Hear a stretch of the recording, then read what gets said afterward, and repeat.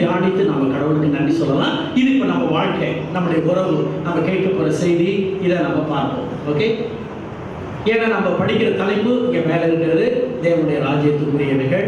அந்த தேவனுடைய ராஜ்யத்துக்குரியவைகளை நம்ம நல்ல முறையில் கற்றுக்கொள்ள கர்த்தர் கிருபை செய்யணும். திருச்சபை என்றாலே அதற்காக உருவாக்கப்பட்டது தான், பரலோக ராஜ்யத்துக்குரியவர்களாக இருக்கும்படி. அதுதான் பவுல் லூக்கா அவர்கள் இப்போ மனப்பாட வசனத்தில் சொல்லியிருக்கிறார், பயப்படாதே சிறுமந்தையே, பரலோக ராஜ்யத்தையே கடவுள் உங்களுக்கு கொடுக்க வல்லவராக இருக்கிறார். அதனால் தயவு செய்து நம்ம மறந்துடக்கூடாது, நம்ம உள்ளத்தில் இதை எழுதி கொள்ளணும். I am belongs to God, God's kingdom, கடவுளுடைய ராஜ்யத்துக்குரிய மகன், ராஜ்யத்துக்குரிய மகள். அந்த உணர்வோடு நம்ம இருக்கணும். என்னோடு கூட அப்போஸ்தலர் 4ஆம் அதிகாரத்துக்கு வாங்க. அப்போஸ்தலர் 4.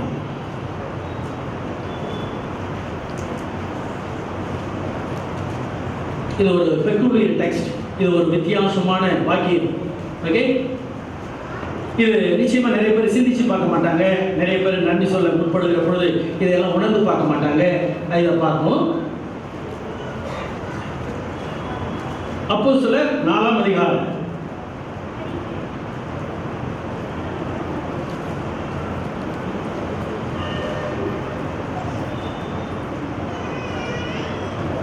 பதிமூணாவது வசனம். 13. பரவாயில்லையா, வாசிக்க ஆரம்பிச்சிட்டாங்க ஆண்கள். கொஞ்சம் நல்லா எல்லாருமே வாசிப்போம். 13 வாசிப்போம்.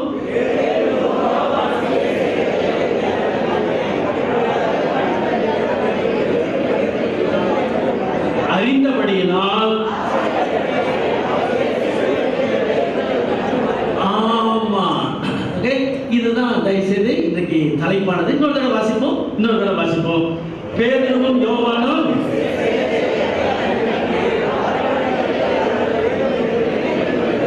அறிந்தபடியினால். ஓகே, முதல் தலைப்பை மட்டும் எழுதிக் கொள்ளுங்க. என்னன்னா, படிப்பறியாதவர்கள் என்றும் பேதமை உள்ளவர்கள் என்றும். படிப்பு அறியாதவர்கள், பேதமை உள்ளவர்கள். ஓகே, uneducated, untrained, அதாவது அனுபவம் இல்லாதவர்கள், பயிற்சி இல்லாதவர்கள் அப்படின்னு யார் காண்றா? அங்கே இருக்கிறவங்க பார்க்குறாங்க. அவங்க இருக்கிறவங்க எப்படிப்பட்டவங்கிறத கொஞ்சம் நம்ம பார்ப்போம். அதுக்கு பிறகு அவர்கள் பார்க்கறத பார்ப்போம். அதுக்கு பிறகு நாம் கற்றுக்கொள்ள வேண்டிய சில நல்ல காரியங்களை பார்ப்போம். அதாவது நாம் நன்றி உடையவர்களாக இருக்கிறது. உங்கள் மனதை மாற்றுவதற்கு ரொம்ப கஷ்டம். அது நேச்சுரலாக வரலன்னா நன்றி சொல்றவங்க எப்பொழுதும் கடவுளுக்கு நன்றி சொல்ல, எல்லாவற்றிலேயும் நன்றி. இதில் வேற டூப்ளிகேட்லாம் இல்லை, இதில் போலித்தனம்லாம் இல்லை, இதில் பம்பும் கதையெல்லாம் இல்லை, இதில் பலூன் ஸ்டோரி இல்லை. உண்மையிலுமே நிஜ வாழ்க்கையில் கடவுள் செய்த நன்மைகள். நன்மை இல்லைன்னா நீ அவர்கிட்ட உட்கார்ந்துருக்கிறாங்கிறதுல அர்த்தம் இல்லை. நன்மை இல்லைன்னா உனக்கு அவருக்கும் உங்களுக்கும் உறவு இல்லைன்னு அர்த்தம், நம்பிக்கை இல்லைன்னு அர்த்தம், அல்லது மாமிச பிரகாரமாக இருக்கிறீங்களாங்கிற அர்த்தம். அது எந்த எக்ஸ்ட்ரீமுக்கு போகும் அதுவும் தெரியாது. ஆனால் இங்கே அவர்கள் என்னது, படிப்பு அறியாதவர்கள் என்றும் அவர்கள் பேதமை உள்ளவர்கள், நாட் ட்ரெயின்டு அப்படிங்கிறது இருக்கிறாங்க. இதான் தலைப்பு. இந்த உலகத்தில் ஞானிகளுக்குன்னு ஒரு இடம் இருக்குது, அதை கண்டுபிடிக்கலாம். இப்போ மாறிட்டு இருக்குது. ஓகே, இதை கொஞ்சம் லிசன் பண்ணணும். ஓகே, அடுத்த போல படிக்காதவங்களுக்குன்னு ஒரு இடம் இருக்கு, வசதி உள்ளவங்களுக்குன்னு ஒரு இடம் இருக்கு, வசதி இல்லாதவங்களுக்கு ஒரு இடம் இருக்கு. அது சொசைட்டி அமைக்கல, அப்படிதான் அமைச்சிருவாங்க. நீங்கள் எங்கே போய் கியூவில் நின்னாலும், சார் நீங்கள் இந்த கியூவில் இந்த கியூ, நீங்கள் இந்த கியூவில் இந்த கியூ, எங்கே போனாலும் நிற்கிறது. ரெண்டு இடத்துல தான் அப்படி சொல்ல மாட்டாங்க. ஓகே, அதனால இது தெரிஞ்சுக்கணும். நேச்சுரலாக மனிதர்களை பிரிக்கின்ற பாகுபாடு. இன்றைய சொசைட்டி என்ன தெரியுமா, இன்றைய ஜெனரேஷன் அதிகாரத்தை ஆளுகிற வர்க்கம், அவங்க அதிகாரத்துக்கு கீழ்ப்படுகிறவர்கள அதிகாரத்தை கையில் வைத்திருக்கிற வர்க்கம். அதை மறந்துடாதீங்க. யார்கிட்ட போனாலும் அது கரெக்டாக தெரிஞ்சிடும், அவங்க அதிகாரத்தை கையில் வச்சிருக்கிறாங்க. ஓகே, இவர்கள் அதிகாரத்தை வைத்திருக்கிறவர்கள். அதிகாரத்தை ஒரு காலம் அதிகாரம் வருதோ இல்லை அதிகாரத்தை எடுத்துக்கிறாங்களோ அதை பற்றி நம்மளுக்கு ஒன்றும் பிரச்சனை கிடையாது. ஆனால் நாம் ஒரு ஐடென்டிஃபிகேஷன் இருக்கணும். அது என்னன்னா, ஒன்று படிப்பறியாதவர்கள், இன்னொன்று பேதமை உள்ளவர்கள், ஐ மீன் அன்ட்ரெயின்டு. அதை நாம் நன்றாக புரிந்திருக்க வேண்டும். அதாவது ஆண்டவராக இயேசுவானவர் ஏன் மாட்டுக்கொட்டாயில் தரலார்? ஏன் இயேசு கிறிஸ்து சிலுவையில் பாடுபட்டார்? இது நிறைய பேர் ஞானிகள் கேட்குற கேள்வி. ஓகே, ஞானிகள் கேட்குற கேள்வி. இப்போ எனக்கு இப்போ ஒன்று வேணாம், மான்செஸ்டரில் இருக்கிற யூனிவர்சிட்டியை பற்றி சொன்னீங்கன்னா அதை படித்தவங்களை பற்றி நான் கொஞ்சம் சொல்லுவேன். அது போல் எந்தெந்த யூனிவர்சிட்டி, ஆக்ஸ்போர்ட் யூனிவர்சிட்டி, அப்புறம் எந்தெந்தமோ யூனிவர்சிட்டிலாம் இருக்குது, அங்கெல்லாம் எப்படி படித்தவங்களாம் வந்தாங்க அப்படிங்கிறது. அதான் அறிவாளிகள் வாழ்கிற இடம்.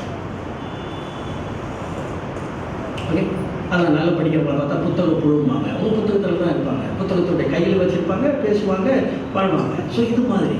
அதனால் இவங்க யார்? அப்போஸ்தலர்கள், மீன் பிடிக்கிறவர்கள். ஒரு சிலர் தான் கொஞ்சம் விஷயம் தெரிஞ்சவங்க. டாக்ஸ் கலெக்டர் லூக்கா, மேத்தமெட்டிஷியன், அவர் சீடராக பிறகு தான் வந்தார். ஆனால் மத்தேயு டாக்ஸ் கலெக்டராக இருந்தார். சில பேர் தான், மற்றவங்க எல்லாருமே மோஸ்ட்லி மீன் பிடிக்கிறவங்க தான். மோஸ்ட்லி கடலுக்கும் மீனுக்கு தான். அதாவது வாழாத, அதாவது பேசாத பிராணிகளோடு வாழ்கிறவர்கள், பேசாத பிராணிகளோடு வாழ்கிறவர்கள், இதுதான். அப்போ அவங்க கற்றுக்க வாய்ப்பு இல்லை. ஆனால் தயவுசெய்து மறந்துடாதீங்க. இது இந்த ராமேஸ்வரம் போயிட்டு வரேன்னு சொன்னாங்க. அந்த ரோட்லாம் பார்த்தியா என்ன? ஓகே, எல்லா தெரு பேரும் எப்படி எப்படி இருக்கும், மீனே இருக்கும், படம், அப்புறம் தெரு இருக்கும், பேர் இருக்கும், அது மாதிரிலாம் இருப்பாங்க. ஸோ இதெல்லாம் பார்க்குறப்போ தெரியும். அதனால் இவர்கள் மீன் பிடிக்கிறவர்கள், இவர்கள் கல்வி அறிவில்லாதவர்கள், இவர்கள் பேதமை உள்ளவர்கள், அது சமுதாயத்தில் முறையாக வளர்க்கப்படவில்லை என்பது. ஆனால் கடவுள் இவர்களையே தேர்ந்தெடுத்தார். அதே தான் கேள்வி. ஏன் ஏசாமி சிலுவையில் பிறந்தார், சிலுவையில் மறித்தார்? ஏன் ஏசாமி மாட்டுக்கொட்டாயில் பிறந்தார்? இது இன்னமும் கேட்டுட்டு தான் இருப்பாங்க, பேசிக்கிட்டு தான் இருப்பாங்க. ஆனால் கடவுளுடைய உண்மையான நோக்கம், திட்டம் எப்படி அப்படிங்கிறத நீங்கள் மறந்துடக்கூடாது. அதனால் டக்குன்னு பார்ப்போம். ஒன்று, என்னோடு கூட கடவுளுடைய உன்னதமான திட்டம் எப்படி வைத்திருக்கிறார் பாருங்க. என்னோடு கூட 1 கொரிந்தியர் 1ஆம் அதிகாரத்துக்கு வாங்க. 1 கொரிந்தியர் 1ஆம் அதிகாரம்.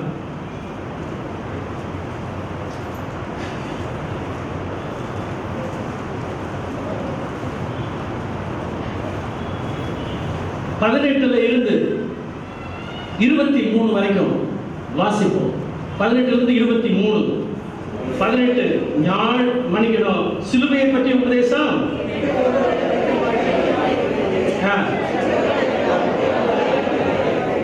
அந்தபடி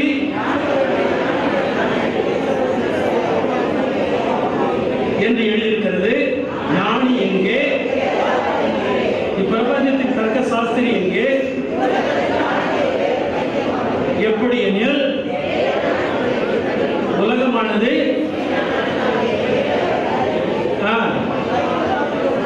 பிரசங்கத்தினாலே யூதர்கள், கிரேக்கர், நாங்களோ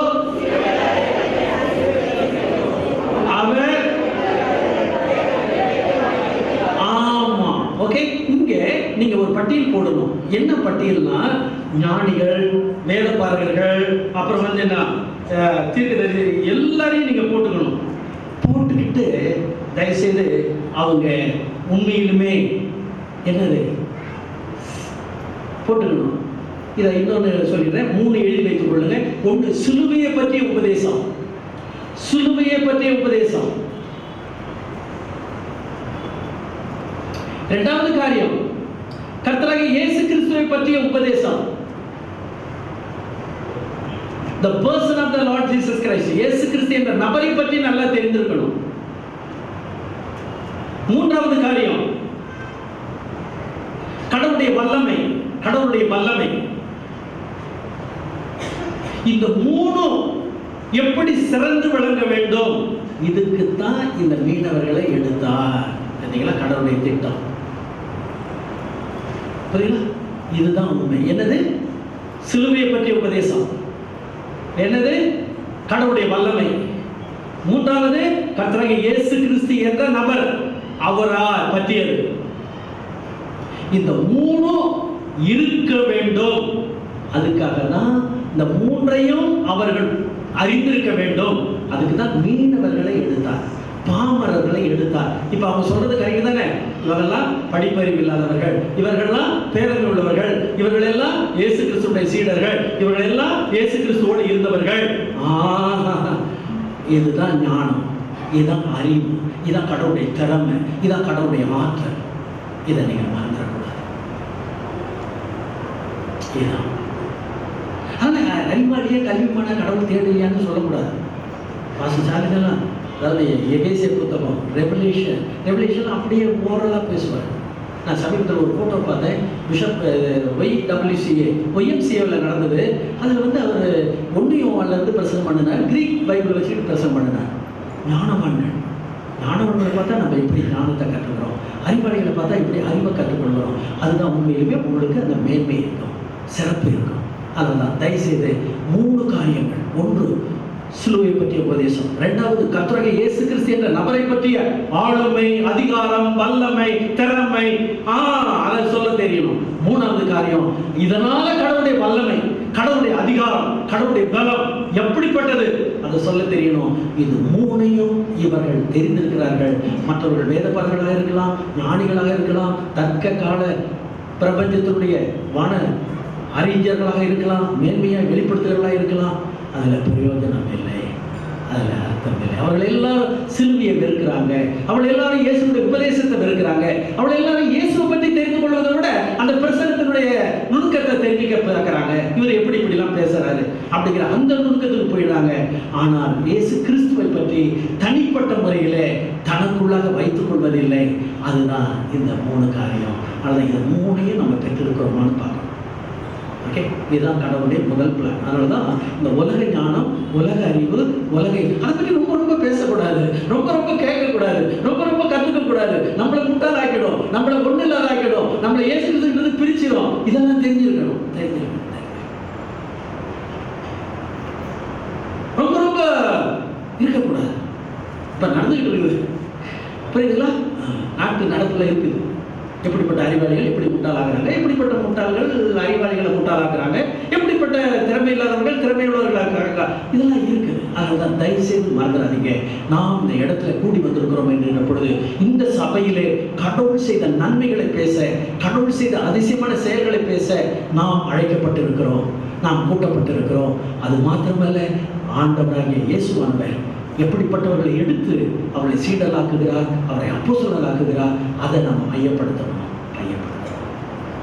அதனாலதான் 1 சிலுவை பற்றிய உபதேசம், கெட்டு போறவர்களுக்கு பைத்தியம், ஞானவான்களுக்கு அது ஒண்ணுமே இல்லை.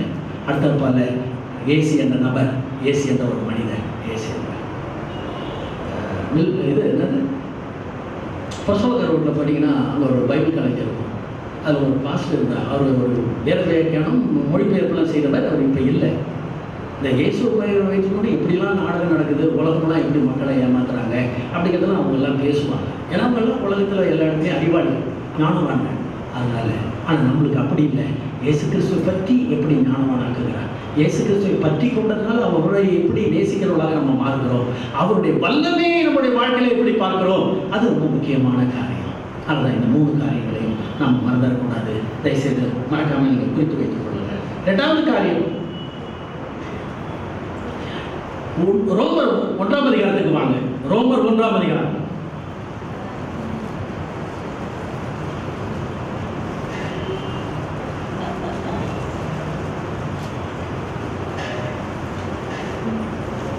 இங்கே நம்ம புரிந்து கொள்ளணும். இங்கே கடவுள் ஞானத்தை விட்டுட்டாரா இல்ல மனிதர்களை விட்டுட்டாரா சொல்லக்கூடாது. இங்க பாருங்க, இங்கேயும் 18 - 23 தான். அங்கேயும் 18 - 23. இங்கேயும் 1 Corinthians 1 18 - 23. ரோமர் 1 18 - 23. தயவுசெய்து என்னோட கூட பாருங்க. 18 - 23. ஓகே, 18 வாசிப்போம்.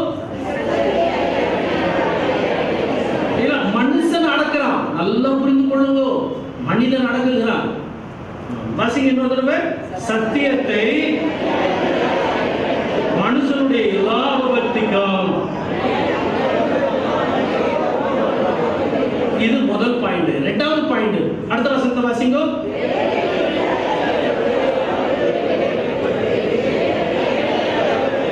இதையும் நம்ம கத்துக்கவே மாட்டேங்கிறோம்.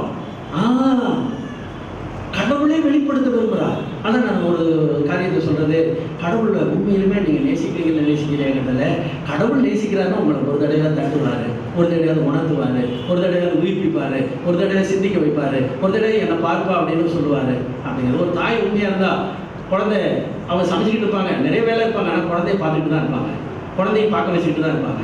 இதுதான் தாய்க்கும் குழந்தைக்குள்ள உறவு. அதே போல தான் நம்ம கடவுளுக்கும் நம்மளுக்குள்ள உறவு.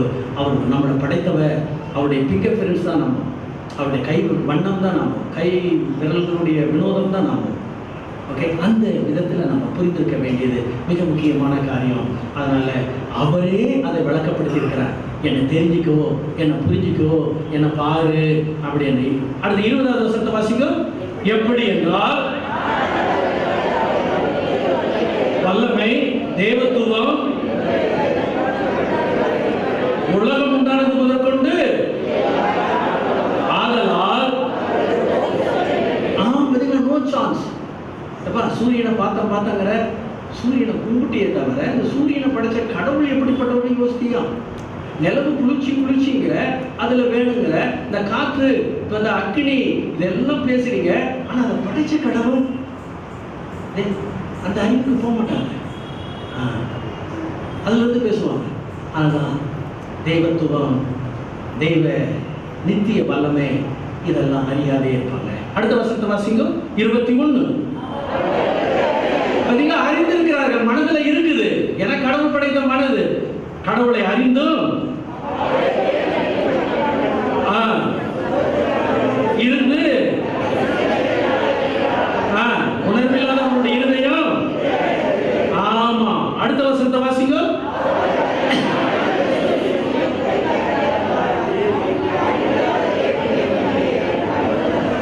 பறவைகள், மிருகங்கள், ஊர் பிராணிகள் ஆகிய போதும். புரியுங்களா? வேலை இல்லாத வேலையெல்லாம் செய்வாங்க. அதனால தான் தயவு செய்து கடவுளை நம்ம தெரிந்திருக்க வேண்டும். அதற்கு ஏன் இப்போ 2வது பிளான் பார்த்தீங்களா? அதாவது முதல் இதில் சிலுவை பற்றி நம்ப மாட்டேங்கிறாங்க, இயேசுவை பற்றியே நம்ப மாட்டேங்கிறாங்க. அடுத்த போல கடவுளுடைய வல்லமையை பார்க்காம இருக்கிறாங்க. இந்த புறம் வந்தீங்கன்னா அறிவு, ஞானம், பொக்கிஷம் எல்லாம் இருக்குதுங்கிறாங்க. ஆனால் கடவுளை பார்த்து கடவுள்னு சொல்றது இல்லை. கடவுளுக்குன்னு ஒரு உருவத்தை உருவாக்குறது, கடவுளுக்குன்னு சில வழிபாடுகளுக்கு முறைமைகளை உருவாக்குவது, இதெல்லாம் மிக முக்கியமான காரியம். இது ரொம்ப ஆனால் கடவுளை தெரியப்படுத்தி இருக்கிறார், கடவுளை அவங்க அறிந்திருக்கிறாங்க, கடவுள்லாம் என்னன்னு தெரியும். ஆனால் அதை மகிமைப்படுத்தாமலும், அவரை மகிமைப்படுத்தாமலும், அவரை தொழுது கொள்ளாமலும், அவரை வணங்காமலும் இருக்கிறப்பா. நல்லதை சிரிப்ப நல்லா புரிஞ்சுங்க. நம்ம வேலையை மையப்படுத்தி கடவுளை விட்டுடக்கூடாது. தன்னுடைய சொந்த முயற்சியை முக்கியப்படுத்தி கடவுளுக்குன்னு இருக்கணும். ஏன்னா கடவுள் மனிதனை படைக்கிறப்ப டிஃப்ரெண்டாக படைச்சிருக்கிறார். ஆவி, ஆத்துமா, சரீரம். ஒன்றால் பார்க்கலாம், ஒன்றால் யோசிக்கலாம், ஒன்றால் புரிந்து கொள்ளலாம், வாழ்க்கையை மாற்றிக்கொள்ளலாம். அதனால தான் நம்மளுக்கு ஆத்துமாங்கிற ஒரு உன்னத்தோடு கொடுத்துருக்கிறார். அதனால் இது ரொம்ப முக்கியமான காரியம். இதை நம்ம நன்றாக தெரியும். பார்த்தீங்களா? முதல் பிளான். ஏன் மீனவர்கள், ஏன் எளியவர்கள், ஏன் படிப்பறிவு இல்லாதவர்கள், ஏன் பேதமழுவர்கள்? இதுக்கு முதல் காரியம் நம்ம 1 Corinthians 1ஆம் அதிகாரத்தில் பார்த்தோம். இப்போ 2வது காரியம், இப்போ ரோமர் 1:18-23 பார்த்தோம். கடவுளை பற்றி தெரிந்திருந்தோம் கடவுளை துதிக்க மாட்டார்கள், கடவுளை நம்ப மாட்டார்கள், கடவுளுடைய ஆசீர்வாதத்தை பார்க்க மாட்டார்கள். ஆதலால் அவர்கள் உண்மையிலுமே கடவுளை தேடுறதில்லை. அது மாதிரி இல்லை, கடவுள் யாரை பிடிக்கிறார், எப்படிப்பட்டவங்களை பிடிக்கிறார் அப்படிங்கிறதையும் பார்க்கிறோம். அதனால கடவுள் மணிக்குளத்தில் வெளிப்பட்டு இருக்கிறார், மணிக்குளத்தில் தன்னை வெளிப்படுத்தி இருக்கிறார். ஆனால் மனிதர்கள் கடவுளுடைய மகிமையை, கடவுளுடைய நாமத்தை, கடவுளுடைய வல்லமையை யோசிக்காமல் இருக்கிறார்கள், புறக்கணிக்கிறார்கள், தட்டி கழிக்கிறார்கள். நீங்கள் கூட பார்த்தீங்கன்னா இடுப்பில், காலில், கையில் ஏதாவது ஒன்று வச்சிருக்கிறீங்களான்னு பாருங்கள். ஓகே, நீங்கள் கட்டலைனாலும் வேறு யாராவது கட்டி விட்டுருக்காங்களா, நீங்கள் வாங்கலைனாலும் ஒருத்தர் வச்சுருக்கிறாங்களா? சில பேர் பார்த்தாலே தெரியும், இங்கே கட்டியிருப்பாங்க, இங்கே கட்டியிருப்பாங்க, கழுத்தில் கட்டியிருப்பாங்க, இல்லைன்னா காலில் கட்டியிருப்பாங்க, இல்லை இடுப்பில் கட்டியிருப்பாங்க, இல்லை வேறு எங்கேயாவது ஒரு இடத்துல முக்கியமான இடத்துல கட்டியிருப்பாங்க. இப்போ நேற்று ஏன்னா ஒரு பெண்ணுடைய வயிற்றுலேருந்து 2 கிலோ தங்கமோ என்னமோ எடுத்தாங்கிறாங்க, வயிற்றுலேருந்து. அது ஏர்கோஸ்ட். ஓகே, தமிழ்நாட்டில் தான், இந்தியாவில் தான், மணிக்கு தமிழ்நாட்டில், இந்தியாவில் தான். சரி, இது மாதிரிலாம் மக்கள் இருப்பாங்க. ஏன்னா அவங்களுக்கு அதில் பைத்தியமாக இருப்பாங்க, அதில் பிடிவாதமாக இருப்பாங்க. அதில் அது உண்மையான கடவுளை ஃப்ரீயா உட்கார்ந்து சுதந்திரமா உட்கார்ந்து விருப்பப்படி உட்கார்ந்து கடவுளை தியானிக்கணும், கடவுளை பாடணும், கடவுளை போடணும், கடவுளை படிக்கணும், அந்த அறிவுக்கு போகவே மாட்டாங்க. சரிங்களா? இப்போ நம்ம வந்துடுவோம், முடிவுக்கு வந்துடுவோம். என்னன்னா 2 உதாரணத்தை காமிச்சிட்டார். ஒன்று ஒன்றில் சிலுவையை பற்றிய உபதேசம், இயேசு கிறிஸ்து நபர் என்ற அவருடைய செயல்கள், சிலுவையில் செய்த செயல்கள். 3வது காரியமா அவருடைய வல்லமை, அதை மறுதளிக்கிறாங்க. 2வது காரியமா ரோமர் 1ல் கடவுளுடைய மகிமையை அறிய மாட்டேங்கிறாங்க, கடவுளுடைய நாமத்தை அறிய மாட்டேங்கிறாங்க, கடவுளுடைய மகத்துவம், தெய்வத்துவம், அந்த தனித்தன்மையை நம்ப மாட்டேங்கிறாங்க. ஆனால் அவங்க எதையோ சொல்லிக்கிட்டு எதையோ பேசிக்கிட்டு இருக்கிறாங்க. ஏன்னா இந்த கடவுள் விளக்கப்படுத்தாதவர்களை விளக்கப்படுத்துகிறவர், புரிய வைக்கிறவர், புரிந்து கொள்ள. இப்போ நாம் அப்போஸ்தலர் தயவுசெய்து நீங்கள் ஏதாவது மந்திரம் வீட்டில் எதையாவது ஒன்று, ஓகே, ஏதாவது உருவம், ஏதாவது ஒரு படம், ஏதாவது ஒரு சிலை, ஏதாவது தயவுசெய்து 1 Corinthians 1 ரோமர் 1 நல்லா படிச்சு பாருங்க. ரோமர் 1 ஆண்களை பண்ணிக்கிறது, பெண்கள் அங்கே வந்துடுது. 1ஆம் நூற்றாண்டிலே இருக்குது, அது பழைய காலத்திலே இருக்குது. ஸோ இதெல்லாம் அங்கே இருக்குது. அவருடைய வெறித்தனம், அவருடைய மோசமான கெட்ட குணம். ஓகே, சில ஊரில் சில இன்ஜினியரிங் காலேஜில் படிக்கிற பையன்களை கேட்டிங்கனாலே அவங்க சொல்லிடுவாங்க வாட் கைண்ட் ஆஃப் காலேஜ் இது. ஓகே, நாங்கள் அந்த காலத்தில் அதெல்லாம் கொஞ்சம் இருக்குது. அதனால் இது உண்மை. சில என்னென்ன வருஷம் தெரியாது. அதனால் பாவத்தினுடைய விளைவு, அது பாவத்தினுடைய பயங்கரமான குணம். அது பாவத்தை நீங்கள் ரொம்ப ஈஸியாக இட போட முடியாது. அதுதான் தயவு செய்து மறந்துடாதீங்க. கடவுள் ஏன் எடுத்தார்? இப்போ நம்ம வருவோம் அப்போஸ்தலர் 4ஆம் அதிகாரத்துக்கு வாங்க. அப்போஸ்தலர் 4.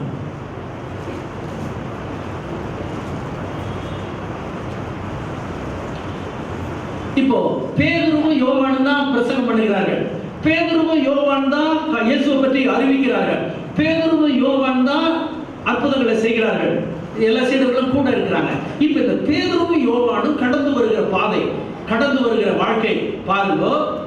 4ஆம் அதிகாரத்துல 1 வசனத்துல இருந்து 6ஆம் வசனம் வரைக்கும் இருக்கிற பேரை மட்டும் நான் சொல்லிடுறேன். அங்க 11 விதமான மனிதர்கள், குழுக்கள் யோவானையும் பேதுருவையும் தாக்குறாங்க, பழி சொல்றாங்க, குற்றப்படுத்துகிற 11. அதாவது சில பேர் குழுவா இருக்கிறாங்க, சில பேர் தனிப்பட்ட முறையில் இருக்கிறாங்க. அது 11 பேர், அந்த பட்டியல் 11 குழு, அல்லாட்டா 11 மக்கள். 11 பேருன்னு நினைச்சிடாதீங்க. சில குழுக்களாக, சில தனிப்பட்ட முறையில் பேதுருவையும் யோவானையும் தாக்குறாங்க. யோவானையும் நீ இயேசு கிறிஸ்துவை பற்றி பேசக்கூடாது, இயேசு கிறிஸ்துடைய பிரசங்கத்தை பற்றி பேசக்கூடாது அப்படிங்கிறாங்க. வாசிப்போம் 1லிருந்து 6 வரைக்கும் வாசிப்போம். ஆசாரியர்களும் தேவாலயத்து சேனைத்தலைவரும் அவரிடத்தில் வந்து போதும். ஓகே, அடுத்தது இல்ல 6வது வசனம் 6. அண்ணாவும் காய்பாவும் யோவானும் அலெக்சாண்டரும் பிரதான ஆசிரியர் குடும்பத்தார் யாவரும் எருசலேமிலே கூட்டம் கூடி, அதுக்கு பிறகு இங்க அந்த காவல் அதிகாரிகள் இவங்க எல்லாம் சேர்ந்திருக்கிறாங்க. இப்படி இருந்து வருகிறார்கள். இப்பொழுது பாமரர்கள் தானே, படிப்பறிவு இல்லாதவர்கள் தானே, என்னது பேரமை உள்ளவர்கள் தானே, அவர்கள் எப்படி இயேசுவை பேசுகிறார்கள், இயேசுவை போடுகிறார்கள். அதுதான் மிக முக்கியமான காரியம். எப்படி பேசுகிறார்கள் பாருங்க என்னோடு கூட. ஓகே, 4வது வசனம் 4 வாசிப்போம்.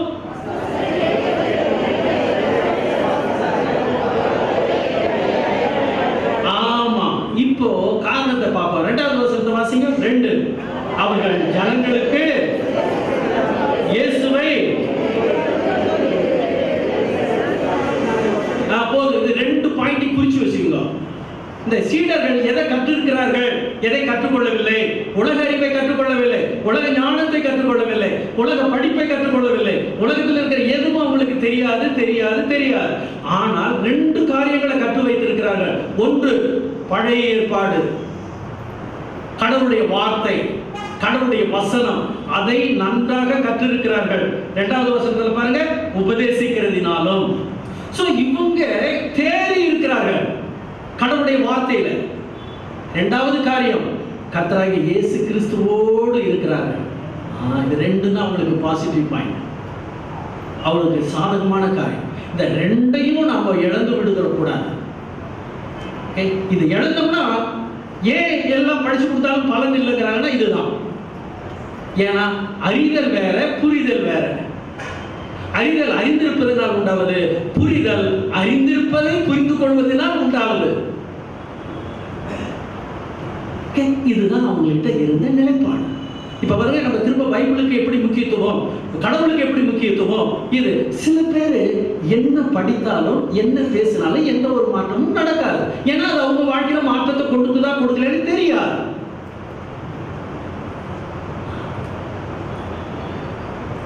அதனாலதான் புரிதல்ங்கிறது அவங்களோட இருக்கணும். புரிதல்ங்கிறது மேலோட்டமான, மேம்புல்லு மேயிறாங்க, மேம்புல்லு. அது சில பேர் இப்படி மாட்டு கூட நீங்க தொட்டியில விட்டீங்கன்னா மூக்கெல்லாம் நினைச்சுட்டு உள்ளுக்குள்ள போய் தேடும். யாராவது பார்த்துருக்கீங்களா? இந்த உண்மையை தான் நம்ம அறிவுல பார்க்கணும்.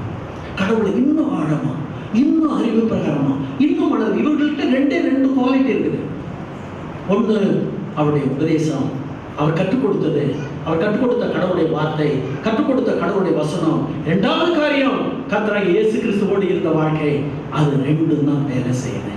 இது ரெண்டும் தான் நம்ம வாழ்க்கையில வேலை செய்யணும், வேலை செய்யும். வேற எதுவும் வேலை செய்யாது. நீங்க பைபிளை தூக்கி தலைமாட்டில் வச்சிருந்தாலும் சரி, இல்லை எங்க வச்சிருந்தாலும் ஒன்றும் ஆகாது. இல்லை அது மேல அடைச்சிக்கிட்டு படுத்ததுனாலும் ஆகாது, பசங்களும் மாட்டி விட்டாலும் ஆகாது, சொல்லி பார்த்தாலும் ஆகாது, படிச்சு பார்த்தாலும் ஆகாது. ஏன்னா வசனங்கிறது என்ன? வசனங்கிறது விதை. விதைங்கிறது என்ன? உயிர் உள்ளது. உயிர் உள்ள வசனத்தை நாம் உயிர் உள்ளதா ஆக்கக்கூடியவர்களா இருக்கணும். ஆனால் அவர்கள் அதை ஆக்குனார்கள், அதை உபதேசிக்கிறார்கள், இயேசு கிறிஸ்துவை பற்றி பிரசங்கம் பண்ணுகிறார்கள். அதுதான் உண்மையான காரணம். ஓகே, கிறிஸ்தவர்கள் நான் ஜெனரலாக சொல்லிடுறேன், எந்த காரியத்தை செய்வாங்க, எந்த காரியத்தை செய்வாங்க, உண்மையிலுமே கிறிஸ்தவர்கள் அதில் நான் ஒன்றுமே குறை சொல்ல மாட்டேன். பணமாக அள்ளி கொடுப்பாங்க, பாட்டா கம்பீரமாக பாடுவாங்க, இசையா வாசிப்பாங்க, டைப்ரைட்டிங்கா செக்ரட்டரி ஒர்க் பண்ணுவாங்க, எல்லாம் செய்வாங்க. அப்புறம் என்னென்ன செய்யணும், எப்படி எப்படி செய்யணும் செய்வாங்க. ஆனால் படிச்சு கொடுக்குற வேலை, அதனால அவர்கள் ஆத்மா வளர்ந்தாங்கிற வேலை, அதனால அவர்கள் உணர்ந்து அவர்கள் பைபிளை நேசிக்கிறாங்களாங்கிறது, உணர்ந்து இயேசு கிறிஸ்துவ பார்க்கிறாங்களாங்கிறது.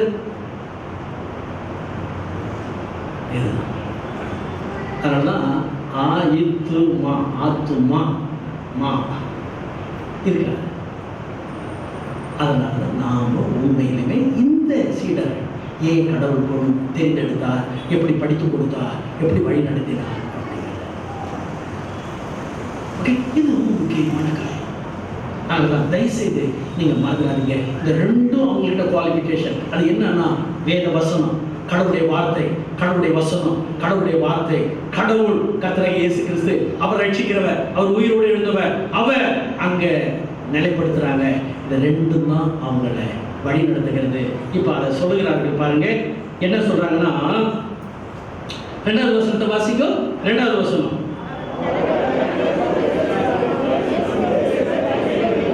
சினம் கொண்டு அவர்களை பிடித்து, ஆமா, இப்போ 7வது வசனத்துக்கு வாங்க. அவர்களை நடுவே நிறுத்தி செய்திகள் என்று கேட்டார்கள். அப்பொழுது பேதுரு அவர்களை நோக்கி, பிணியாளியா இருந்த இந்த மனுஷன் நீங்கள் இன்று எங்களிடத்தில் விசாரித்து கேட்டால், வாசிங்க,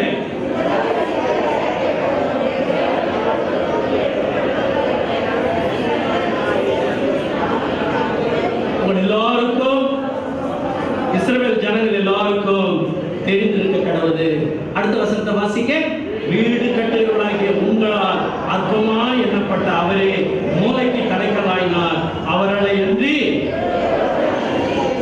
நாம் ரட்சிக்கப்படும்படிக்கு மனுஷர்களுக்குள்ளே, ஆமா, இப்ப இந்த இடத்துல நாளா இருந்தேன்னா எதையாவது செஞ்சுக்கிட்டு வந்துருவேன். இப்படி சொல்ல மாட்டேன், இப்படி பேச மாட்டேன், எதையாவது எனக்கு தெரிஞ்ச மாதிரி. அது நிறைய பேர் செய்வாங்க.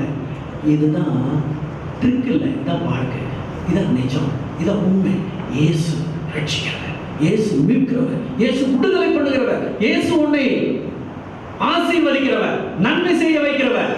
அதனால அந்த அறிவு அந்த ஆவி ரெண்டும் சேர்ந்து, அந்த அறிவு அந்த ஆவி இணைந்து, அந்த அறிவும் ஆவி கடவுளாக இருக்கும், கடவுளை பேசுறதுக்காக இருக்கும், கடவுளை வாழ்விக்கிறதுக்காக இருக்கும். இப்ப அவங்க கண்டுபிடிச்சிட்டாங்களா இல்லையா? இதை சொல்றது அவங்களுக்கே இப்ப பிரசன்னம் பண்றாங்களா இல்லையா? யாரு? அவங்க எல்லாம் கல்விமான்கள், அவங்க எல்லாம் அதிகாரத்தில் இருக்கிறவங்க, அவங்க எல்லாம் பட்டத்தில் இருக்கிறவங்க, அவங்க எல்லாம் பதவியில் இருக்கிறவங்க, அவங்க எல்லாம் பணத்தில் இருக்கிறவங்க, அவங்க எல்லாம் பெரிய நான் யாரு, என்னை பற்றி தெரியுமா, அப்படிப்பட்ட இடத்துல இருக்கிறாங்க. ஆனால் இவர்கள் எங்களை பார்த்து கேட்டீங்கன்னா, அந்த நீங்கள் சிலுவையில் அறிஞ்சீங்களே, சிலுவை பற்றி வந்ததா, அப்படி உபதேசம் வந்ததா, இயேசு கிறிஸ்துவே வந்துடுறாரா, சரி வாழ்க்கை மாறாமல் என்ன செய்யும்? அப்படி இருந்தால் தான் சபையில் படிக்கலாம். படிக்கிறது தேசத்தை ஏட்டு சுரக்காது, கரைக்கு உதவாது. வாழ்க்கையில் அப்படி இருந்தால் பிரயோஜனமே இல்லை. நான் பழகி பார்த்துட்டு விட்டுடுவேன், பேசி பார்த்துட்டு விட்டுடுவேன், நம்பவும் மாட்டேன், பேசவும் மாட்டேன், எதையும் செய்ய மாட்டேன். அதுதான் சொந்த கொண்டாடுறதுக்கோ கூட்டாஞ்சோறு செய்யறதுக்கோ இல்லை. பக்தியை பரப்பணும், பரிசுத்தத்தை வளர்க்கணும், நட்பை வளர்க்கணும், கடவுளுடைய அன்பை கொடுக்கணும். இதுதான் இவங்க ரெண்டு பேருடைய தகுதி. என்னது? வேத வாக்கியத்தை கற்றறிந்திருந்தார்கள். இரண்டாவது காரியம், கர்த்தராகிய இயேசு கிறிஸ்துவை நல்ல முறையில் ரட்சகராக மீட்பராக நீங்க எல்லாம் ஒதுக்குனீங்க, தள்ளுனீங்க, வேண்டாம்னு சொன்னீங்க. அதான் சங்கீதம் 118 பார்த்தீங்க, இந்த நாள் கர்த்தர் உண்டு பண்ணினார், இதில் மகிழ்ந்து களி கொடுக்கணும், இதில் சந்தோஷப்படும், இதில் மகிழ்ச்சி அடையும். கடவுள் சொன்னாலே பூரிப்பு தானே வரணும் அவங்க பிள்ளைகளுக்கு. அப்பா வரான்னு சொன்னா பிள்ளைகளுக்கு எவ்வளவு சந்தோஷம், மனைவிக்கு எவ்வளவு சந்தோஷம். மனைவி போய் பிள்ளைகளை கிண்டல் பண்ணுவாங்க, இதே உங்க வீட்டுக்காரர் வரணும்னு நீ ரொம்ப ஜோரா சரிவா ரெடி ஆகுறீங்க அப்படின்னு சொல்லுவாங்க பிள்ளைகளே. அது சில பிள்ளைகள் அப்பா. அதே மாதிரி கடவுள் உங்க வாழ்க்கையில இருக்கிறார், கடவுள் உன்னோட இருக்கிறார். அதை எவ்வளவு சந்தோஷமா சொல்லணும், எவ்வளவு உண்மையா சொல்லணும், எவ்வளவு பூரிப்பா சொல்லணும், எவ்வளவு வினோதமான முறையில ஒரு மனைவிக்கோ கணவனுக்கோ பெற்றோர்களுக்கோ பிள்ளைகளுக்கோ சந்தோஷத்தை கொடுக்குற மாதிரி பேசுறோம், சந்தோஷத்தை கொடுக்குற மாதிரி சொல்லுறோம். அதுதான் வேத. குழந்தைகள் சில பேர் ரெண்டு தப்பு பண்ணுவாங்க.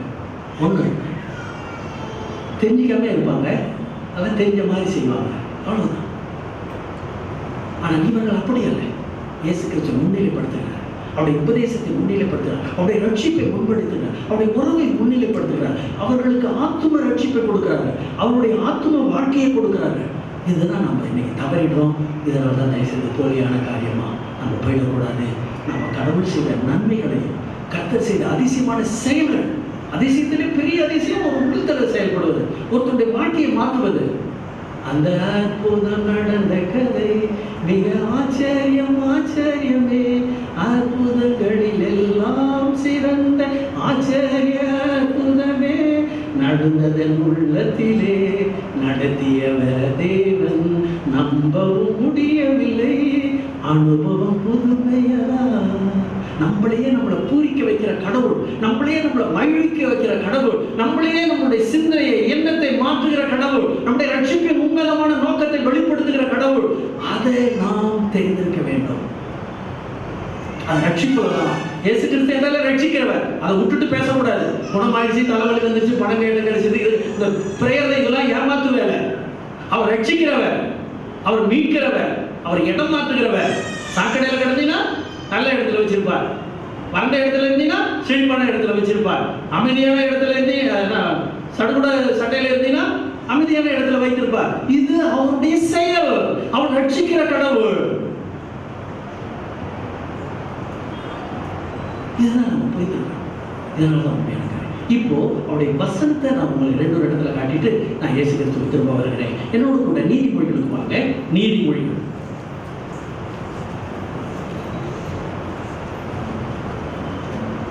நீதிமொழிகள் இது சில பேருக்கு புரியணுங்கிறதுக்காக தான் நான் இதை காட்டுறேன். என்னோட கூட பாருங்க தயவுசெய்து. நீதிமொழிகள் 4ஆம் அதிகாரம் 4வது வசனத்திலிருந்து வாசிப்போம். 4:4. அவர் எனக்கு போதித்து சொன்னது உன் இருதயம் காத்துக்கொள்ள கடவுது. அடுத்தது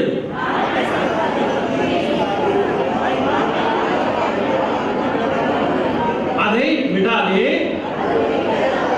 அதின் மேல் பிரியமாயிரு, ஞானமே முக்கியம், எண்ணத்தை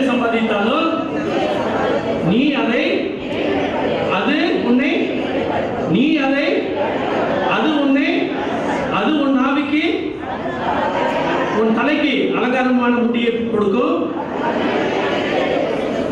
ஆமா, ஓகே. அது அது அது கடவுளுடைய வார்த்தை. இரண்டாவது காரியமா என்னோட கூட 6ஆம் அதிகாரத்துக்கு வாங்க.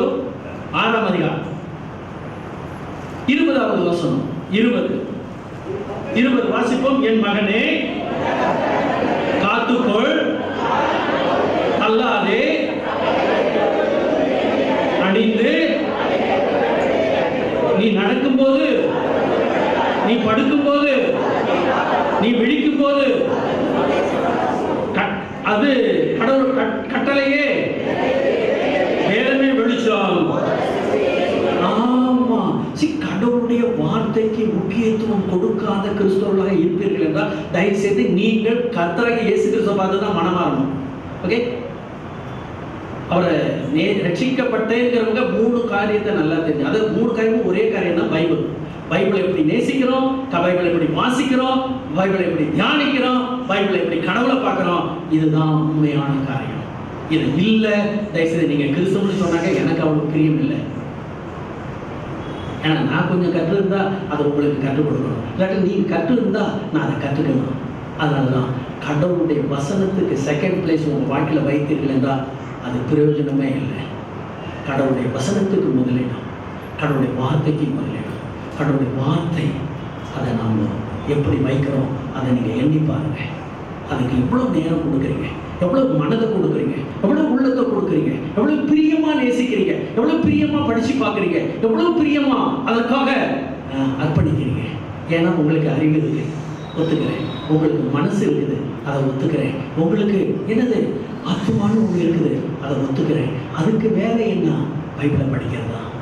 சம்பாதிக்கிறத சொல்லாதீங்க, சரீரம் உழைக்கிறத சொல்லாதீங்க, உங்கள் அறிவால, புத்திசாலியால, திறமையால அதெல்லாம் சொல்லாதீங்க.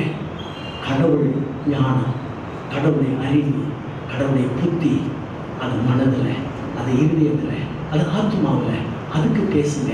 அதுதான் கடவுளுடைய வார்த்தை. அதற்கு முக்கியத்துவம் கொடுங்க, அதை படிங்க, அதை ஜெபம் பண்ணுங்க, அதை ஆசீர்வாதமாக்குங்க. கடவுள் உண்மையிலுமே ரட்சிக்கிறவர்.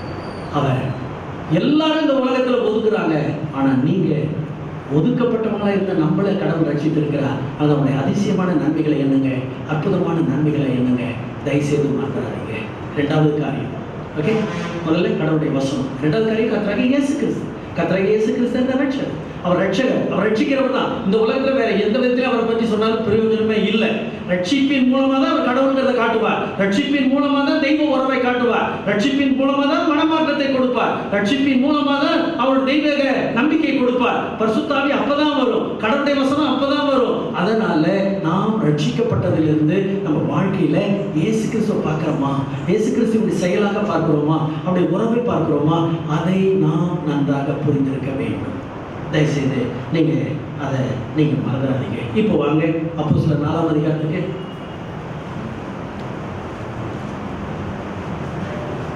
அப்பதான் நம்ம நல்ல முறையில் நின்று சொல்லுவோம், அப்பதான் நல்ல முறையில் சோத்தரிப்போம், நல்ல முறையில் போடுவோம். எங்க 4ஆம் அதிகாரத்துக்கு வாங்க.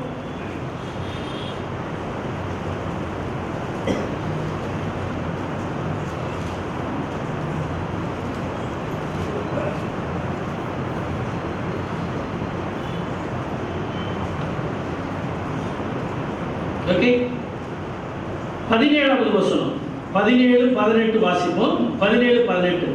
ஆகிலும் பரம்பாதபடிக்கு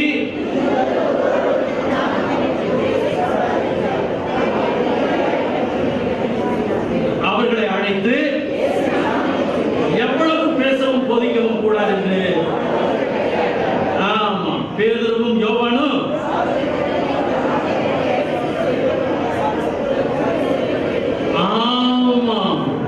ஓகே, தயவுசெய்து நீங்க மறந்துடாதீங்க. ஓகே, 21வது வசனம். நடந்த சங்கதிகளை குறித்து எல்லாரும் தேவனை மகிமைப்படுத்தினபடியால். நாம் கடவுளுக்குள்ளார இருந்தோம்னா தயவுசெய்து தீய சக்தி, எரி சக்தி நம்மளை ஆட்கொள்ளாது. 2 விதமான தீமைகள் இருக்கு, மறந்துடாதீங்க. இப்போ இவங்க சந்திக்கிறது மக்கள்கிட்ட இருந்து எதிர்ப்புகள் வருகிறது, மக்கள்கிட்ட இருந்து. ஆனால் சில கிறிஸ்தவர்கள், வெஸ்டர்ன் கிறிஸ்டியன் சொல்லுவாங்க, அவர்கள் எல்லாம் தன்னுடைய இச்சையினால கெட்டு போறாங்க, தன் மனதினால கெட்டு போறவங்க. 2 விதமான மக்களையும் நல்லா பார்க்க புரிஞ்சுக்க தெரியணும். ஒன்று, நம்பிக்கையில வாழ்ந்து பாடுபடுகிறவர்கள், மற்றவர்கள் எதிரிகளாக. இன்னொன்று, தன்னுடைய நம்பிக்கையில உறுதியா இல்லாம உள்ளத்தை உலகத்துக்கு கொடுத்துடுறாங்க. உலகத்துக்கு கொடுத்துறாங்க, இச்சைக்கு கொடுத்துறவங்க, பெருமைக்கு கொடுத்துறவங்க, தன்னுடைய சாப்பாட்டினாலேயோ உடையினாலேயோ சில பேர் பார்த்தாலே மாத்திடலாம் அப்படி இருப்பாங்க. அந்த மாதிரிலாம் போகக்கூடாது, அதுக்கெல்லாம் இடம் கொடுத்துடக்கூடாது. Two types of Christians. ஒன்று கிறிஸ்துக்காக பாடுபடுகிறவர்கள், இன்னொன்று கிறிஸ்துவை நம்பி பாடுபடுகிறேன் என்று சொல்லி தங்களை கெடுத்துக் கொள்கிறவர்கள், தங்களை அழித்துக் கொள்கிறவர்கள், தன்னுடைய மனதையும் மாமிசத்தையும் உலகத்துக்கு கொடுத்துறவங்க. அந்த மாதிரியான கிறிஸ்தவர்கள் இருப்பாங்க. அதை தயவுசெய்து நம்ம புரிஞ்சுக்கணும். அதான் இயேசு என்ற நபர் கொடுத்தார். இப்போ இயேசு என்ற நபரை எப்படி பார்க்கிறோம்? இப்போ அப்போஸ்தலர்களை வைத்துக் கொள்ளுங்க. அப்போஸ்தலர்கள் என்னத்தை பார்த்தாங்க? என்னத்தை பெற்றிருந்தாங்க? அவங்க இயேசுவை பெற்றிருந்தாங்க, இயேசுவை உள்ளத்தில் வைத்திருந்தாங்க, இயேசுவுக்கு இடம் கொடுத்திருந்தாங்க, இயேசுடைய செயலுக்கு இடம் கொடுத்திருந்தாங்க, இயேசு என்ற நபருக்கு இடம் கொடுத்திருந்தாங்க. அதை தான் அவங்க கொடுத்தாங்க. அதை நம்மகிட்ட அது இல்லை கொடுக்க மாட்டோம். அடிபட்டு போயிடுது. நம்ம இல்லை கொடுக்க மாட்டோம், இல்லை பேச மாட்டோம், இல்லை அந்த சக்தியை காட்ட மாட்டோம், அந்த உறவை காட்ட மாட்டோம், அந்த நம்பிக்கையை காட்ட மாட்டோம், மனமாற்றத்தை காட்ட மாட்டோம். இதைத்தான் அவர்கள் செய்தார்கள். அல்ல, அவர்கள்ட்ட வேறுபட்ட ஒரு குணம், வேறுபட்ட தன்மை, வேத வசனத்தை தெளிவுபடுத்துவது, கடவுளுடைய செயலை வெளிப்படுத்துவது, கடவுளுடைய செயலை வெளிப்படுத்துவது, அதுதான் இருந்தது. தயவுசெய்து கிறிஸ்துவுக்கு அன்பானவர்களே, இயேசு என்ற நம்மளுடைய செயல் உங்கள் வாழ்க்கையில இல்லை, வேதம் இருந்தும் பிரயோஜனம் இல்லை. வேதம் இருக்கிறது என்கின்ற பொழுது இயேசு இல்லாத இருந்தால் பிரயோஜனம் இல்லை. ஆனால் ரெண்டும் இருக்கணும். அதனால தான் இயேசு சாமி இந்த உலகத்தில் வாழ்கிற பொழுது சீடர்கள் நல்லா தெரிஞ்சு வச்சிருந்தாங்க. என்ன தெரிஞ்சிருந்தாங்கன்னா, இயேசுவானவர் தன் உயிரை கொடுத்து வேதத்தை வெளிப்படுத்தினார், விளக்கப்படுத்தினார், புரிய வைத்தார். அடுத்த போல அந்த வேதத்தின்படி வாழ்ந்து காட்டினார். அந்த வேதத்தின்படி இயேசு கிறிஸ்து செயல்பட்டார். அதனாலதான் நாமளும் அந்த இயேசு கிறிஸ்துவை காட்டணும். இயேசு கிறிஸ்துவை காட்டலைன்னா கொடுக்க முடியாது, காட்டலைன்னா இல்லை, நம்ம அனுபவிக்கலைன்னா இருக்காது. அதை நீங்க அதை நம்ம தயவுசெய்து அடுத்த மாசம் நம்ம பைபிள் ஸ்டடி வைப்போம். அதுக்கு நாம தான் காத்துக்கணும். கடவுள் அவருடைய வார்த்தை, கடவுள் அவரை பற்றி படிக்க போறோம், கடவுளுடைய பிரசன்னம் நம்ம அறிவினால வளருவோம், புத்தியினால் வளரும். அதனால இந்த புரிதல்ங்கிறது தயவுசெய்து முழுமையா புரிஞ்சுக்கிறோமாங்கிறது தெரியாது. அடுத்த போல அடிப்படை புரிதல் மட்டும் இருந்தா போதுமா? அது தெரியாது. தெளிவான புரிதல் இருக்குதா? அது தெரியாது. கொஞ்சம் கூட புரிந்து கொள்ள முடியவில்லை, அது நிச்சயமா இருப்பாங்க. அப்புறம் புரிந்து கொள்கிற மனம் இருந்தா கருணை உள்ளவர்கள் இல்லையா? புரிந்து கொள்ளக்கூடிய மனம் கருணை உள்ளம் இருக்கு. அதான் பரிதவிக்கப்படத்தக்க கடவுளுடைய காரியம். அதனால்தான் புரிந்து கொள்ளுதல் என்பது உண்மையிலுமே கடவுளுடைய செயலால் புரிந்து கொள்வது. புரிந்து கொள்வது அனுபவிப்பது, அனுபவிப்பது, அனுபவிப்பது. நான் ஒன்று சொல்றேன், நீங்க வேதவசனம் படிக்கிறேங்கிறீங்க, ஒரே ஒரு இடத்த நான் காட்டுறேன். மத்தேயு 13 வாங்க. மத்தேயு 13 ப்ளீஸ் வாங்க.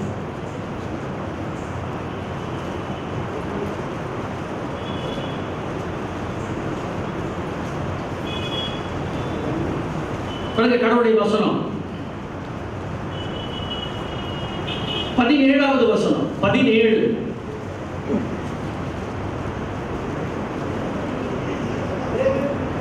இருங்க, மன்னிக்கணும், 13ஆம் அதிகாரம் மன்னிக்கணும், நான் இங்க எடுத்துட்டேன். 14வது வசனம். 14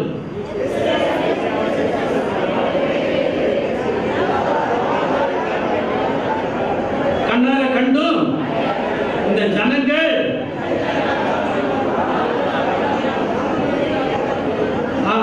அடுத்த வருஷம் பாக்கிய நான் அவனுடைய செயல் இருக்காது. பைபிள படிச்சிருப்போம், அவர் அந்த வசனத்தின் மூலமா நம்ம உள்ளத்துல செயல்படணும், அது இருக்காது. நல்லா படிச்சவங்க 3 பேர், 3 விதமான மக்கள். அதை காட்டிட்டேன். ஏசாயா 29 வாங்க. இந்த பகுதி அதுதான். ஏசாயா 29. ஏசாயா 29 ப்ளீஸ் என்னோடு வாங்க. இங்க எப்படிலாம் இருக்கிறாங்க பாருங்க. இந்த கணனித்திரையினாவே 29 என்னோட கூட பாருங்க. 12வது வசனத்தை பாருங்க. 12வது வசனம். அல்லது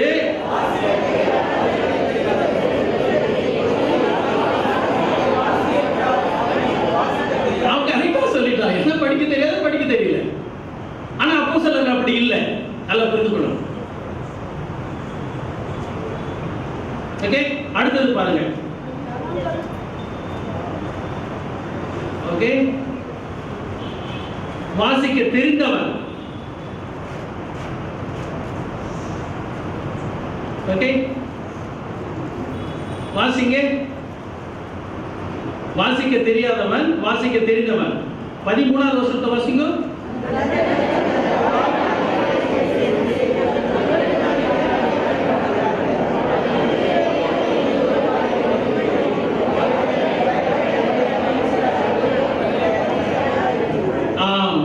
இவங்களை எனக்கு தெரியாதுதான் சொல்லுவாங்க.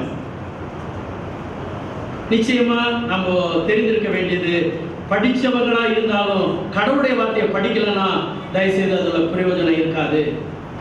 11வது வசனம், 11 வாசிங்க.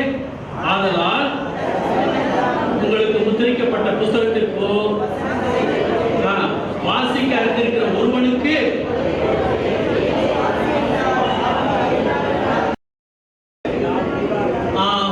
பரிசுத்த ஆவியானவர் வந்து செயல்படணும். பரிசுத்த ஆவியானுடைய செயலை பார்க்கணும். பரிசுத்த ஆவியானவர் நம்மளை தூண்டணும். இதுதான். அதனால வாசிக்க தெரியாதவங்க கொடுத்தாலும் வாசிக்க தெரியாது, வாசிக்க தெரியாதவங்க கொடுத்தாலும் வாசிக்க தெரியாது.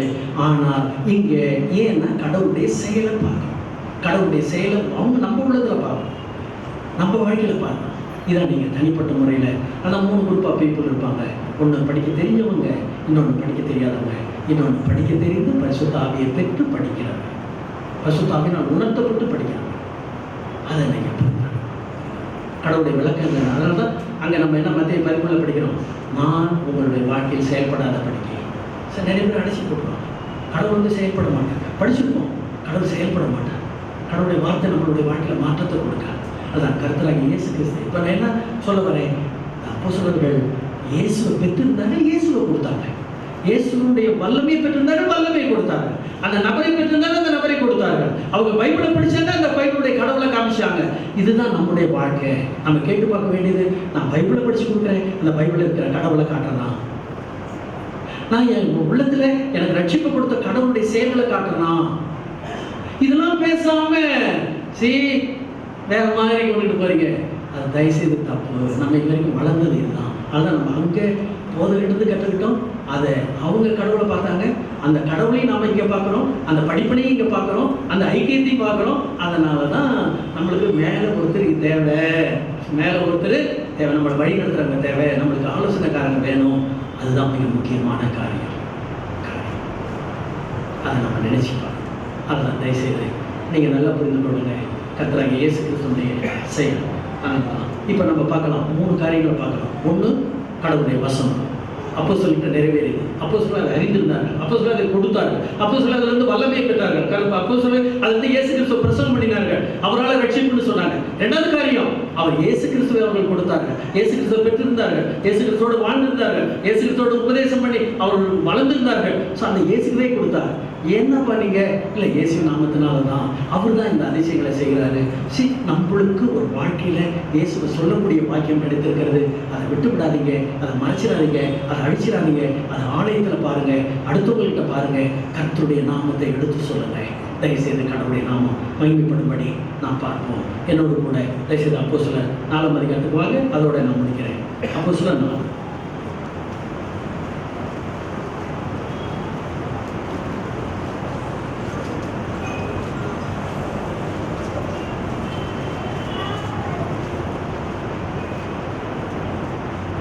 பாருங்க 19வது வசனம். 19 வாசிங்க. பேதுருவும் யோவானும்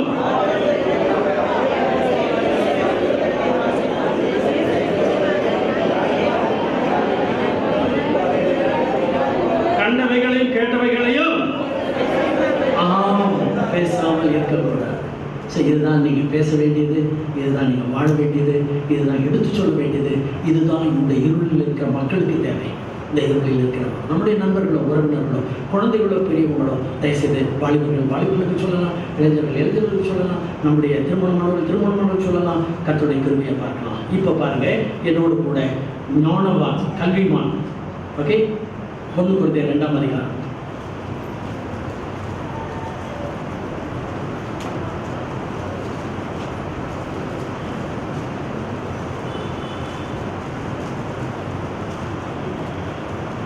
இதை ஒன்றும் இங்கே தப்பாக நினச்சிக்காதீங்க. இந்த பரிசுத்தவான்கள் எல்லாருமே பேசுவாங்க, அதாவது ஒரு வெளிப்படையாக ஒரு ஏஜில். என்னென்னா இது பாஸ்டர் கூட இப்போ அடிக்கடி நிறைய பேரை சொல்கிறார். என்னென்னா நம்ம கடவுளுடைய உறவில் வளர்கிறோம், அறிவில் வளர்கிறோம், ஆவியில் வளர்கிறோம், கடவுளுடைய செயல்களில் வளர்கிறோம், கடவுளை போல்றதில் வளரணும்னா நிச்சயமாக சொல்லுவாங்க. என்னென்னா வேதத்தை விளக்கப்படுத்துகிற ஞானிகள், பக்திமான்கள், பரிசுத்தவான்கள், அவங்க எவ்வளவு கற்றிருக்கிறாங்க, எவ்வளவு வளர்ந்துருக்கிறாங்க, எவ்வளவு தெளிவாக இருக்கிறாங்க, அதை பாராட்டி சொல்லுவாங்க. அதை தயவுசெய்து மறக்காதீங்க. ஆனால் இங்கே பவுல் தன்னுடைய ஞானத்தை வெளிப்படுத்தவில்லை, கடவுளுடைய பக்தியை வெளிப்படுத்துகிற ஞானமாக. பவுல் பேசாத மொழி கிடையாது, கற்றிருக்கிற அறிவு அவரை போல கிடையாது. சொல்லப்போனால் அவரை எப்படி சொல்லுவாங்கன்னா, அந்த காலத்தில் அவருடைய காலத்தில் தான் பிளாட்டோ வாழ்ந்தார். பிளாட்டோ யார்? சாக்ரட்டிஸுடைய சீடர். அரிஸ்டாட்டில், அடுத்தது பிளாட்டோ. அவங்களுடைய ஞானத்தை பற்றி பேசுவாங்க. ஒருத்தர் பழுப்பும்பாங்க, ஒருத்தர் முதிர்ப்பும்பாங்க, ஒருத்தர் நிறைவும்பாங்க. ஸோ அவங்க சீடர். நெப்போலியனுக்கு சீடராக இருந்தது, அலெக்சாண்டருக்கு சீடராக, அலெக்சாண்டர்லாம் அவங்கள்ட்ட சீடராக இருந்தவங்க. அதெல்லாம் உண்டு. அந்த காலகட்டத்தில் பவுல் அவர்கள் ஞானத்தில் பெரியவர், கல்வியில் பெரியவர். அதை இயேசுவுக்காக பயன்படுத்தினார், சிலுவைக்காக பயன்படுத்தினார். அதே போல தான் நம்ம பிரஸ்பிட்டேரியனில் நம்ம தலைமை போகிறது சார்லி தான், கல்வியில், ஞானத்தில். இதனால தான் நல்லா பின்னாடி இருந்து கற்றுக்கிறது இதனுடைய சாரம் என்னுடையது. அவங்க புத்தகத்தை விரும்பினாங்க, நானும் புத்தகத்தை விரும்பினேன். அவங்க பைபிளை விரும்பினா நானும் பைபிள், அவங்க இயேசு விரும்பினா நானும் இயேசு விரும்பினேன். அவங்க அவரை பிரசங்கிட்டாங்க, நானும் அவரை பிரசங்கிக்கிறோம். ஆனால் எங்களுக்கு அவருக்கு மடுவுக்கும் மலைக்கும் உள்ள வித்தியாசம். ஆனால் உண்மையான கடவுளை பார்க்குறோமா? போலியான போதனை இல்லை, வெளிப்படகரமான உண்மையான சத்தியம். அதை பாருங்க. என்னோட கூட 2ஆம் அதிகாரத்துக்கு வாங்க. 2ஆம் அதிகாரத்துக்கு பாருங்க. 1 கொரிந்தியர் 2ஆம் அதிகாரம் 1வது வசனம் வாசிப்போம். சகோதரரே, சாட்சியை பார்த்தீங்களா? வசனிப்பு ஞானம் அப்படி பயன்படுத்தல. அடுத்தது சிலுவையில் அறையப்பட்ட, இதை நல்லா தீர்மானித்துக் கொள்ளுங்க. இதுதான் நம்ம வாழ்க்கையுடைய மாற்றம். இதுதான் நம்ம இவங்க இன்னும் எப்படி வளர போறோம், எப்படி வாழ போறோம், எப்படி. அடுத்தது அல்லாமலும், அடுத்தது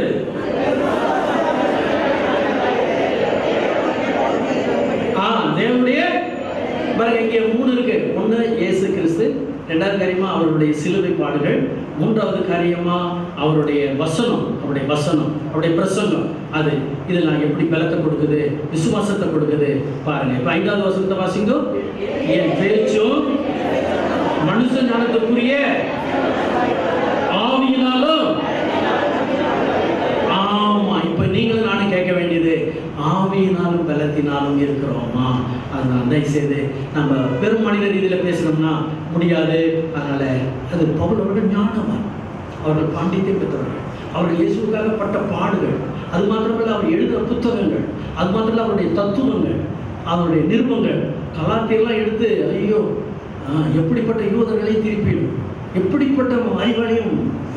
அதே போல ரோமர் புத்தகம், ரோமன் ரோடுனே பேரு. ரோமர்னா என்ன?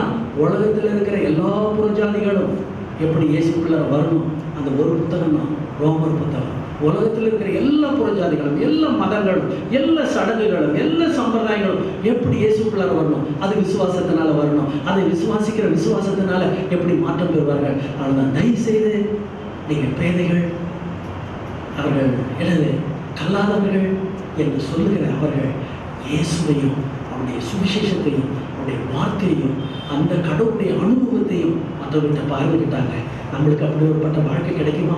அவருடைய நன்மைகளை எண்ணுகிற பாக்கியம், அவருடைய வல்லமையான செயல்களை பார்க்கிற பாக்கியம் இருக்குமா?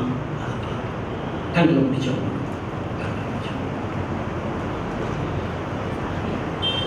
ப்ளீஸ் நீங்கள் ஆயத்தப்படுங்க, அர்ப்பணித்து பாருங்க, அன்பு காட்டுங்க, மன்னிங்க, நேசிங்க. கர்த்தரால அவருடைய வல்லமையான செயல்களை பாருங்க.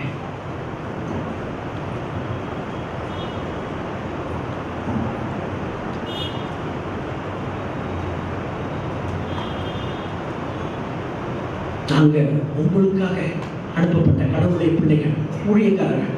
நாங்கள் கடவுளுடைய நாமத்தை உங்களுக்கு அறிவிக்க வந்திருக்கோம், கடவுளுடைய நாமத்தை எடுத்து சொல்ல வந்திருக்கோம். கிறிஸ்துக்குள்ளாக வளர, கிறிஸ்துக்குள்ளாக தைரியப்பட, அவருடைய நன்மைகளை எண்ணி பார்க்க. தயவுசெய்து கொஞ்சம் நேரம் எடுத்துங்க, கடவுளுடைய செயல்களை பாருங்க, கடவுளுடைய நன்மைகளை பாருங்க, தினமும் நன்றி சொல்றவங்களா இருங்க, தினமும் கடவுளுடைய நன்மைகளை எண்ணுகிறவங்களா இருங்க. கர்த்தர்கிட்ட ஒப்பு கொடுங்க, ஒப்பு கொடுங்க.